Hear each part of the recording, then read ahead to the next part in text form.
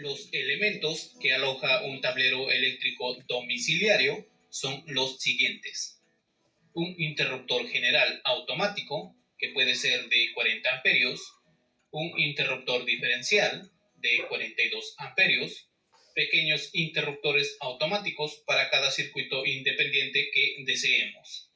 Hay que aclarar que no siempre se van a usar estos valores de corriente o amperaje.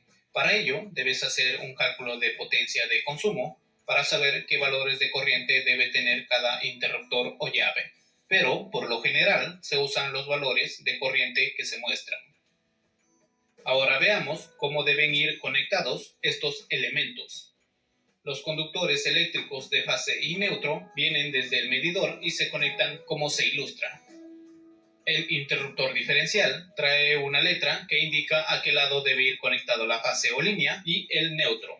Por lo general, el orden es como se muestra. Por norma, se debe usar un peine distribuido fase-neutro para conectar a los interruptores de cada circuito independiente. Para realizar el empalme, se debe usar conectores de unión. Tener cuidado con el uso de los peines para el tablero eléctrico, ya que tienen que ser internamente como se muestra. Yo he usado dos colores para poder diferenciarlos, pero un peine real es de un solo color, que por lo general son una aleación de cobre. En la salida del interruptor automático para la cocina, se recomienda conectar conductores con una sección de 6 milímetros cuadrados, 4 milímetros cuadrados para la lavadora o calentador, 2.5 milímetros cuadrados para los tomacorrientes de uso general y para circuitos de alumbrado o iluminación. En la tabla inferior se muestra a qué calibre corresponde cada sección. Si desea un circuito para una ducha con termoeléctrica, se debe usar cables conductores de calibre 12 con un interruptor automático de 25 amperios si es que la terma es de potencia media. Y se debe usar un conductor calibre 10 y un interruptor automático de 30 amperios si es para una terma de potencia alta.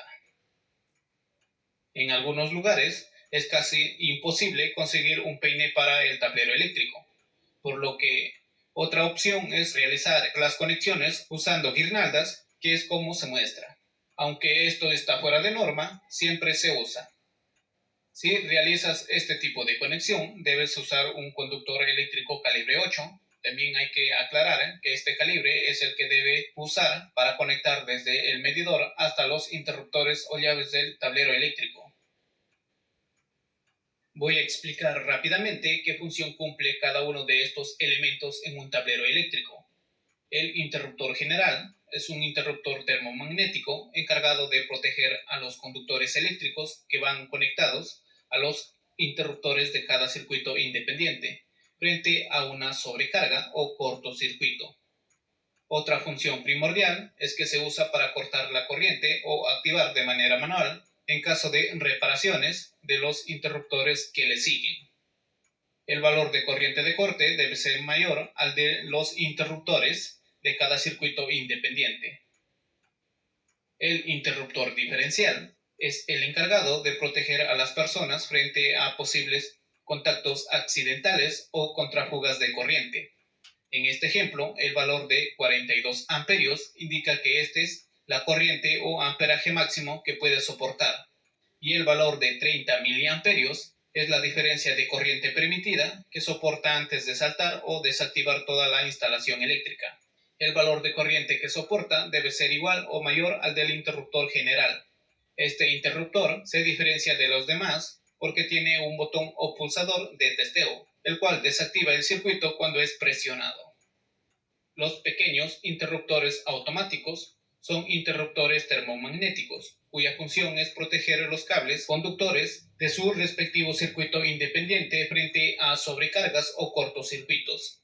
El valor de corriente de cada interruptor no debe ser mayor al del interruptor general. Dato importante, los conductores eléctricos deben soportar más corriente o amperaje que su respectivo interruptor automático. Por ejemplo, el interruptor automático para el alumbrado soporta 16 amperios y sus conductores de sección 2.5 milímetros cuadrados soportan un promedio de 22 amperios. De esta forma, cada automático protege a sus conductores eléctricos que estén conectados a él. En un tablero eléctrico, lo ideal sería usar un interruptor diferencial para cada circuito independiente. De esta forma tendríamos una mayor protección y control, pero se necesitaría de un tablero que pueda albergar más interruptores y además sería más costoso implementarlo. Es por ello que mayormente se usa el que se muestra. Este tablero es solo para una vivienda de un piso o planta. Pero ahora, ¿qué pasaría si la vivienda tiene más pisos o altos? Vamos a suponer que tenemos una vivienda de 3 pisos. Entonces, el tablero del primer piso debe ir conectado a la caja de protección y medida, donde se encuentra el medidor y un interruptor de control de potencia. Para los pisos siguientes, se debe colocar un tablero por cada piso. Yo en este caso he supuesto que para los pisos 2 y 3 solo voy a tener tomacorrientes de uso general y alumbrado. Es por ello que solo tiene 2 interruptores para circuitos independientes. Si usted tiene una ducha con terma en cada piso, entonces debe considerar otro interruptor automático. Pero veamos solo en el ejemplo que se muestra. Una forma de hacer las conexiones para los demás tableros es haciendo un empalme o unión antes de cada interruptor general.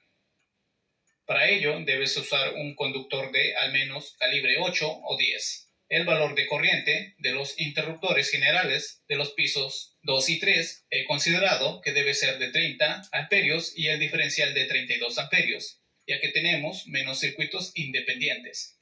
Se recomienda que este tipo de conexión lo haga una persona especialista en instalaciones eléctricas, ya que tiene que trabajar con la energía eléctrica activa. Otra forma es usar solo un interruptor general para todos los pisos y de la salida de este, es decir, antes del diferencial, se debe conectar para los pisos 2 y 3, en el cual solo se considera desde el interruptor diferencial en adelante. Para este caso, el valor de corriente del interruptor general puede ser mayor, pero solo sería usado como interruptor manual. Este tipo de conexiones sí es más fácil de realizar, ya que podemos desactivar todo el circuito bajando la palanca del interruptor general y así poder hacer las conexiones de cada tablero. Ahora veamos cómo se debe hacer el cableado para el alumbrado. Voy a considerar 2 bombillos o focos junto con su respectivo interruptor. El cable conductor de neutro va directamente al bombillo y el de fase va a los interruptores.